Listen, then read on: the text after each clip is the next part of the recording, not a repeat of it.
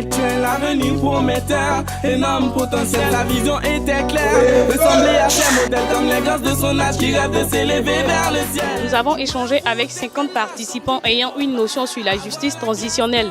Recueilli 48 histoires, sélectionné 4 histoires parmi les 48 qui répondaient au mieux à notre question: quel changement le projet justice transitionnelle a opéré en vous?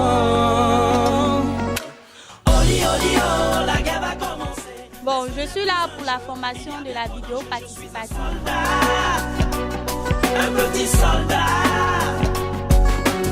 Oli, oli, oh, la guerre va commencer. On voit pourquoi on va se situer là. Voilà. Je suis un qui veut tout arrêter, tout arrêter. Mais du rêve au cauchemar, sa vie va basculer dans la pire désolation. Ils l'ont précipité, compte tenu de la violence, ses rêves vont se briser. Ça fait assez trop faire, il va tout essayer. Dans le vacarme des armes, je vois couler ses larmes. Son cœur qui s'emballe, entre tressaillit son âme. La violence des adultes qui font cracher les armes. Horreur et désespoir sur sa terre qui s'enflamme. En effet, suite aux différentes crises qu'a connues la Côte d'Ivoire, les jeunes ont payé un lourd tribut. Ils ont été à la fois victimes et à la fois des acteurs. Nous avons pu retenir plusieurs obstacles. Donc d'abord, nous avons parlé des différentes crises qu'ont traversé le pays. Je vais vous expliquer mon histoire et ce que j'ai vécu pendant la crise. Une semaine avant que la crise va déclencher, j'ai perdu ma maman. Je suis resté à la maison avec mon père. La crise a déclenché où les rebelles sont rentrés à Bouaké. Aux environs de 23 heures, il y a des personnes qui sont venues. Pour moi, il m'a dit d'aller me cacher. Lui, il va voir ce qui se passe. Ils l'ont cogné avec les barres de fusil. Et lorsqu'il est tombé, ils l'ont pris, ils sont allés avec lui. Et je suis resté dans la maison jusqu'à lendemain à 11 heures. Quel que soit ce qui arrivera, il faut que je vois où mon père se trouve. Il n'y avait aucune porte ouverte à Bouaké à ce moment. Tout ce que tu voyais, c'est des hommes en tenue qui circulaient. On a constaté qu'il y avait plusieurs indices. Des voisins, par exemple, qui indiquaient la maison de d'autres. Et ces différentes personnes-là aussi devaient être attaquées. Et il y a certains aussi, à cause de ces indices-là, ont vu leur maison pillée, ont vu aussi leurs parents séquestrés et même d'autres tués. Je suis allé au camp. Il n'était pas là. Mais à ce moment précis-là, je ne pouvais pas aller quelque part. Je me sentais en sécurité lorsque j'étais là-bas. Et j'ai fait plus de 8 mois que je suis là. Et puis les gens me disaient que non, ton père, tu ne peux plus le retrouver. Donc à partir de cet instant, j'ai commencé à manipuler les âmes. Je suis engagé aussi comme eux. Un jour, j'ai vu que cela ne peut pas m'arranger. J'ai pris la route d'Abidjan et je me suis retrouvé à Abidjan. Et quand je suis venu, je ne connaissais personne. Et donc pour parler également de ces différentes violences, il faut retenir aussi que l'entourage également constituait un vrai obstacle, voilà, pour l'épanouissement des différentes populations. Déjà en classe de CE1, j'ai eu à subir certaines choses que j'aimerais pas qu'on puisse faire à certains enfants de ce pays. En effet, j'étais avec ma maman et son mari. Ce monsieur même qui n'était pas mon père, il a eu à me ligoter, si je peux me permettre. Sinon, il a attaché mes 2 mains sous le préau, sinon sous la patame. Et ce monsieur me tapant, a eu à me taper sur les yeux et j'ai eu le sang coagulé sur l'œil. Il y a ma grand-mère qui était au niveau d'Abidjan.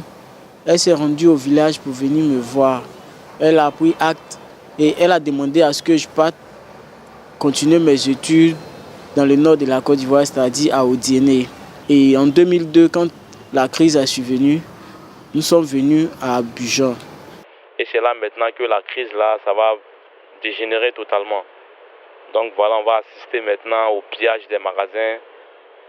Nous, on était là pour essayer de les faire comprendre que bon, l'acte qu'ils voulaient mener n'est pas noble au fait. Donc il fallait qu'ils comprennent comme ça que non, piller le magasin d'autrui n'est pas une chose bien. Donc il faut dire que cela a été juste pour l'information qu'on a reçue à travers la JT, à travers l'association des enfants et jeunes travailleurs. Auparavant, on m'avait dit que mon père était là, mais moi je ne croyais pas parce que je ne l'avais jamais vu. Donc un beau matin, j'ai reçu un coup de fil d'un monsieur qui me disait qu'il allait venir me chercher, que de m'apprêter. Donc nous sommes venus à Yopougon Une fois à Yopougon, il m'a présenté à mes frères, à sa femme. En tout cas, l'atmosphère était bien. Mais je ne pouvais pas m'asseoir à la maison. Tout le temps, j'étais en train de me bagarrer. Je faisais les trucs un peu bizarres.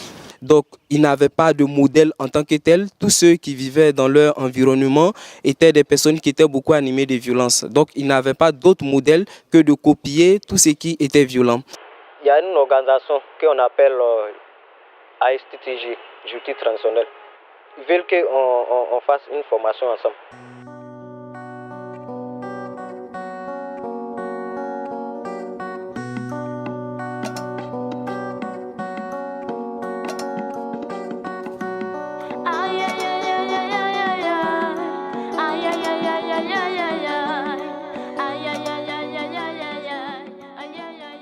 Donc la formation était quoi?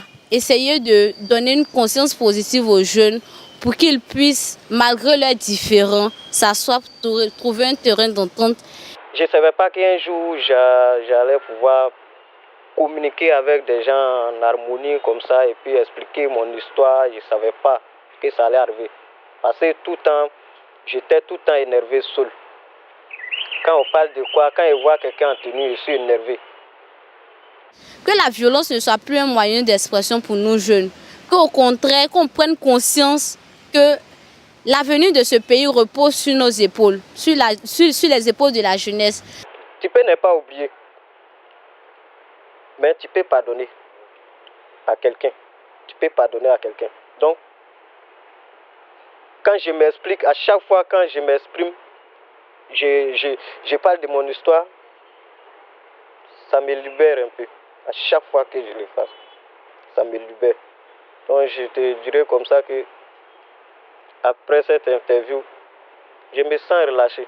Aujourd'hui, le changement opéré dans la vie de nos participants a été très remarquable, en ce sens que ces différents participants aujourd'hui peuvent parler de leur vécu. Ça, c'est déjà un grand changement. Ils sont pratiquement tous aujourd'hui pour la recherche de la paix. Ils sont même des acteurs de paix. C'est en 4e que j'ai fait la connaissance d'un jeune homme du nom de Bamba Adama. Et il était leader d'une ONG appelée Droits d'enfants. C'est au sein de cette organisation qu'il m'a demandé de militer. Effectivement, c'est grâce à cette association que j'ai pu me défaire de cette animalité, cette agressivité. Parce que cette association militait pour le droit de l'enfant. Et faisant partie de cette association, je me devais d'être exemplaire, je me devais d'être un modèle. Et c'est ainsi que j'ai commencé à me ranger et j'ai commencé à être exemplaire. Les jeunes ne seront plus vus en tant que des personnes violentes, mais ils seront vus en tant que des personnes qui prennent des décisions pour une paix durable en Côte d'Ivoire. Pour essayer de faire comprendre aux autres jeunes que quand il y a des problèmes avec les hommes politiques du pays, ce n'est pas à nous les jeunes de nous entretuer, mais c'est plutôt à nous d'essayer de calmer l'ardeur des autres et leur faire prendre conscience que le pays c'est pour nous. Donc si nous cultivons la paix, il y aura une Côte d'Ivoire nouvelle. Vraiment, pour mes besoins actuellement, j'ai besoin qu'on m'aide. J'ai besoin de l'aide parce qu'actuellement, je suis livré à moi-même. Ici mon père, ici ma mère, et je suis moi-même. Donc j'ai besoin de l'aide pour que vraiment je puisse m'intégrer dans la société comme les autres. Mais avec tout ça, je peux avancer dans ma vie. Je peux avancer, je peux évoluer, je peux être comme les autres. De l'aide, même pas financièrement, mais j'ai besoin de l'aide. Des conseils, des formations encore et encore. J'ai besoin de l'aide des autres.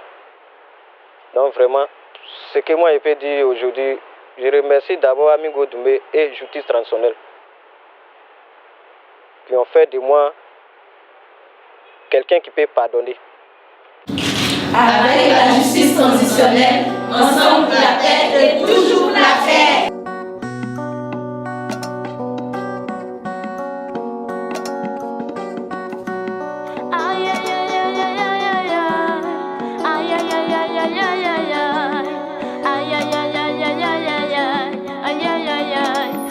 C'était un enfant brillant, vision intellectuelle, avenir prometteur, énorme potentiel. Sa vision était claire, ressembler à ses modèles comme les gosses de son âge qui rêvent de s'élever vers le ciel.